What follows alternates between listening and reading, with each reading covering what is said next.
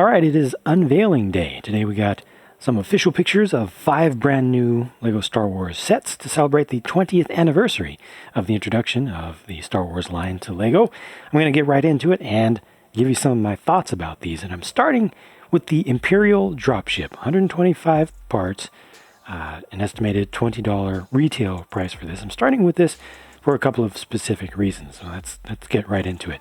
First of all, the ship here is not a thing.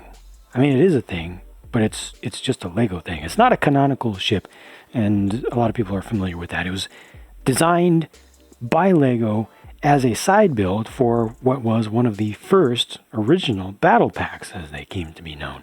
So in that sense, it has a certain cool factor to it. I personally like the old version a little bit better aesthetically, which is mostly just a nostalgia thing. I think I've seen the other one, in pictures quite a lot. And as long as this holds the figures, that's what's most important.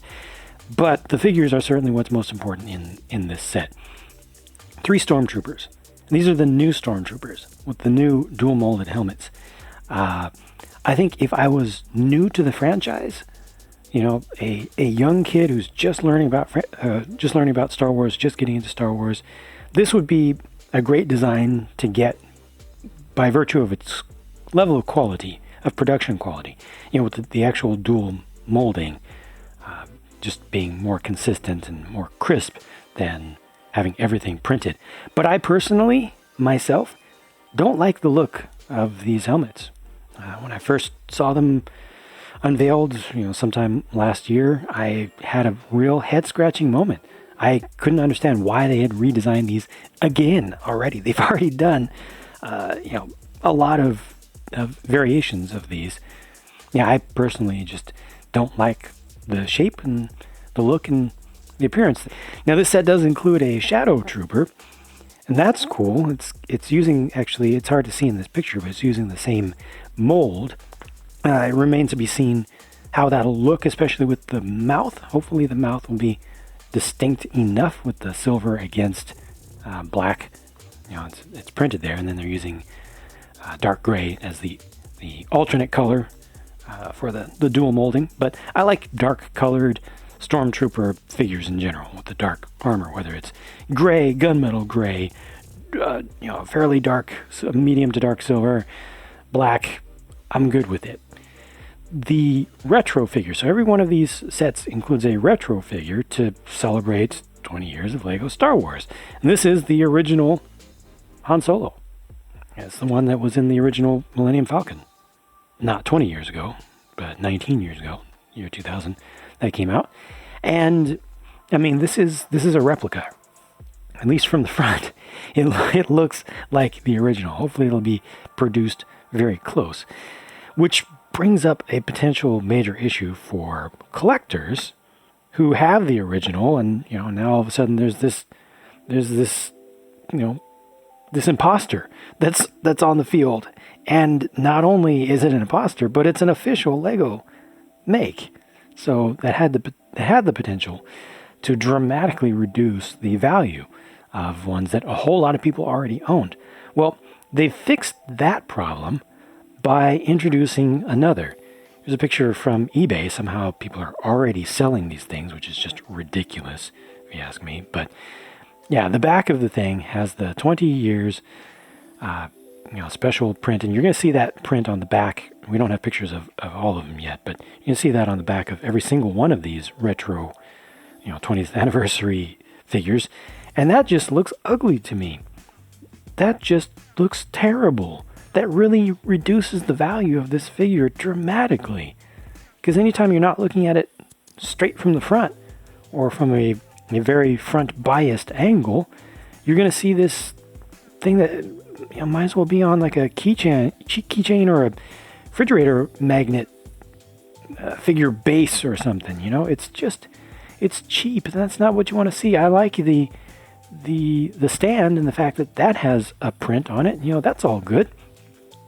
And they needed to change something to preserve value for people who had genuine originals. But that's just too much of a change, and I don't like it. I don't like it at all. For most of these figures, it is just not acceptable to me. You're gonna display the thing from the front. Otherwise, it just doesn't have value. And I don't like that. I don't like that at all. So not a good start for me.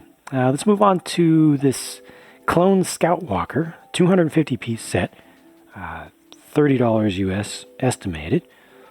Looks like a fairly well-rounded set overall with the stuff that it comes with. The walker itself is a slight upgrade to the most recent one that they did, which I believe I also reviewed at the time. Probably not a very good review. Didn't know the source material all that well at the time, but it's super oversized still. Would have been nice if they had used some newer pieces to shrink that down quite a lot, but it looks good. It looks really good to me. To me, it's definitely the best looking one that they've done. I think that smaller size would have been a big plus, though, interestingly, ironically. Maybe if they had included 2 tiny ones. So this comes with a Kashyyyk trooper there, the Scout trooper precursor. Another Chewbacca already. I'm assuming that's supposed to be an actual Chewbacca there. I like his little gun emplacement. That looks sweet. That looks really, really good. Another dwarf spider droid. Those are cool. And I think that existing design is just fine. A regular battle droid, just one of them, that's okay. And then this, what? Another head scratcher here. I thought they had completely stopped making and retired the molds for the original head, the original helmet for Darth Vader. They didn't. Okay. Yeah, I don't understand it, but I don't mind it. It's kind of weird that, it was only retired in recent memory and now it's back as a memory item. But, you got the old style, original style print for the torso. The nice thing here is that he wears a cape. He's always going to be wearing a cape. So at least with this figure, you can play with it, you can use it, you can pose it, and you're not going to see the 20 years ugly print on the back of this most of the time. So that's about the best that you can ask for, in dealing with that otherwise awkward situation that they created. Do we need another snow speeder? No, we do not. Well, let me put it this way. Do we need another T-47 this soon? No, we do not. They've made so many T-47s, and they're cool. And some people hate the idea of re-releases or, Lego bringing something back to market that was already on the market not too many years ago. I'm fine with them having stuff on shelves that people like. Not everybody is able to get everything that they want all the time. So the idea that, they've made something once in the past and it was already great, therefore they don't need to make it ever again. And if they do, then it's evil. That's just ridiculous. But we have had T-47s a lot in recent years. I feel like we don't need another one. This one looks great. It's probably a good build. I mean, just evolutionary again, relative to others that they've done. They haven't changed the design on this thing very much over the years. Ever since the first one, in fact, they've only evolved it. The figures, I guess they're fine. Out of these 3 figures, I personally like the Hoth Trooper the most for some reason. Yeah, it's a random trooper, Luke and Dak. And then the turret looks pretty good. Probably could have been a little bit lower in overall profile, a little bit shorter in height. It's kind of cool that they integrated a stud shooter into it, right in the center of the dish, or very close to it. I'll have to see how that looks from different angles, but yeah, it's a smart use of, play features. And then the retro figure for this one is Lando Calrissian from the original Cloud City playset. That's great. This one, again, is going to have that super ugly print on the back, but, again, he's got a cape.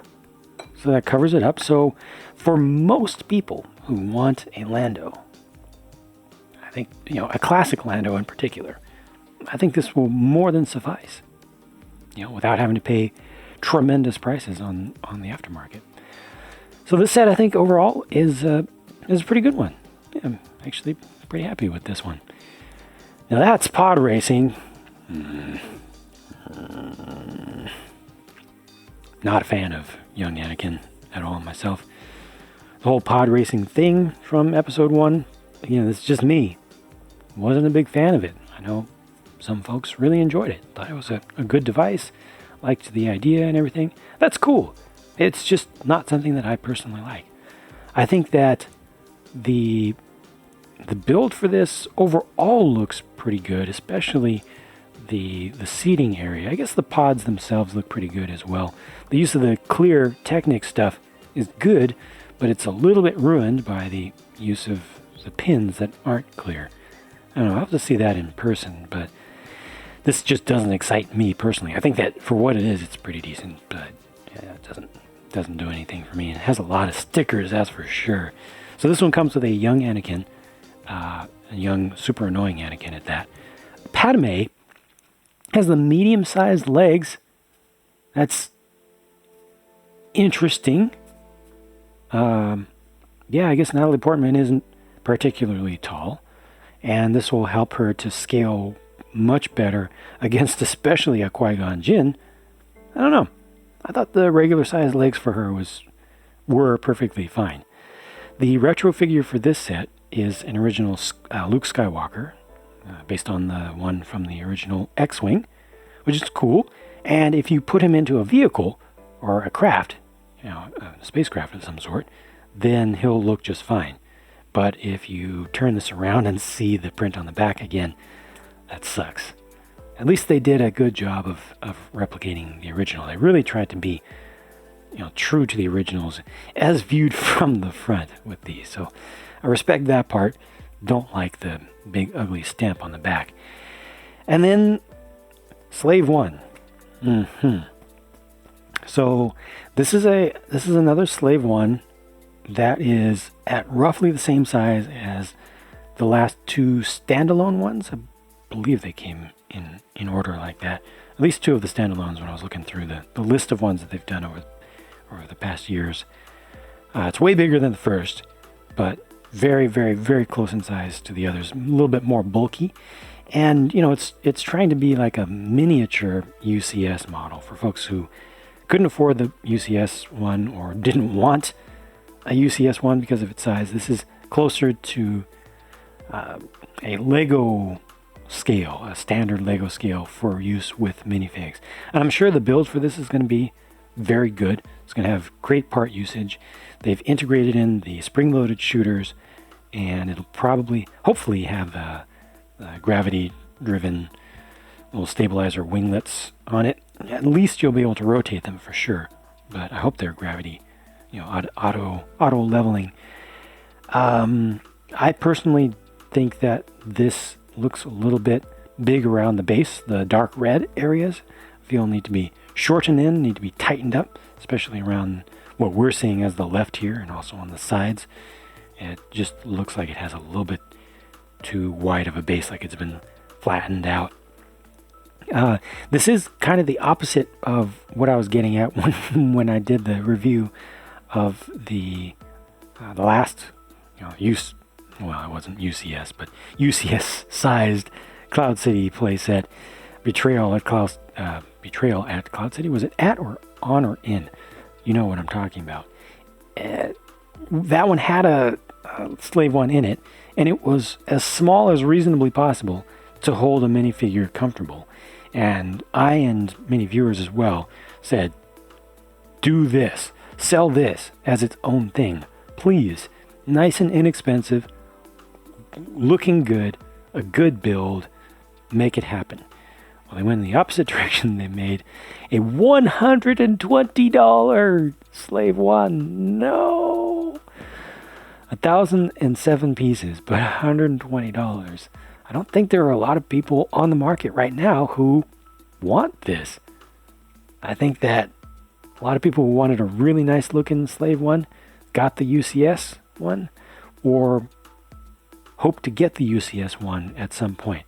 They won't get this. Some will definitely kind of come down a notch and pick up this and be like, okay, UCS was just too much to spend for a nice looking Lego Slave One model.